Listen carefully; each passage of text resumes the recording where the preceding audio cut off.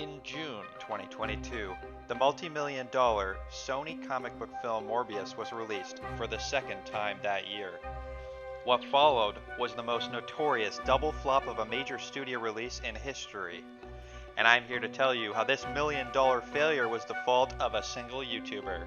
Stick around till the end to find out the true story of how a Yugituber killed Morbius. Part 1. What is a Morbius? Based on the film's box office results, I'm going to assume anyone watching this video has not seen Morbius. Swept up by the unrelenting success of films starring obscure comic book characters, Sony Pictures dug deep into the Spider-Man comics well to draw out Morbius.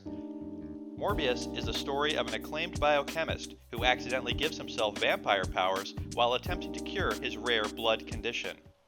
What seemed like a $4 billion idea quickly turned into a Morbsaster. With the intention of including Morbius in the Spider-Man universe, production of Morbius began in 2018, with Jared Leto playing the eponymous Michael Morbius. Due to an obscure global virus you probably haven't heard of, Morbius was delayed multiple times.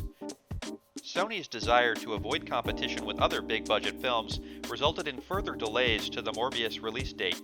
Ironically, for a movie taking itself too seriously, the film would ultimately release on April Fool's Day in 2022. Now, fans who'd waited for years could finally get their Morb on. Its first weekend seemed like a success story, finishing first in the box office that weekend and pulling in $39 million. Then, the film started breaking records, just not the ones Sony probably wanted. A second weekend revenue drop-off of 74% won it the title of biggest drop-off in blockbuster superhero movie history. Reviews of the film were even harsher, scoring only 16% in the coveted tomato meter. Critics complained of boring characters, poor special effects, and a borderline nonsensical story. This is where we come to Part 2, Yugitubers.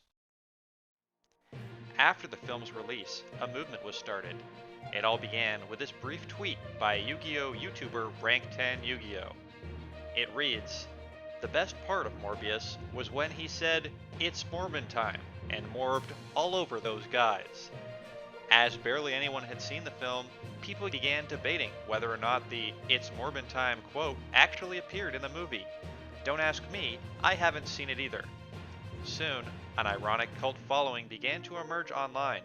All across the internet, people began proclaiming that Morbius was the single greatest piece of media ever created. As outlined in Part 1, this was likely meant ironically. In either case, the meme market for Morbius exploded. Piracy became rampant, with one user compressing the entire film into a 5 megabit GIF. Part 3, the re-release. Seeing the movie seemingly surging in popularity after it left theaters, big brain Sony executives decided to launch a re-release in cinemas. The re-release put the Morb back on the big screen in over 1,000 theaters. On its first day back, each theater only sold an average of 9 tickets. As a result, Morbius would end up being a box office bomb a second time. This failure lost Sony untold more billions of dollars. Make sure to thank Rank 10 Yugioh for his honored place in history, and head down to the petition to get Sony to re-release Morbius a third time. Thanks for watching. If you enjoyed, please consider subscribing, and have a good night.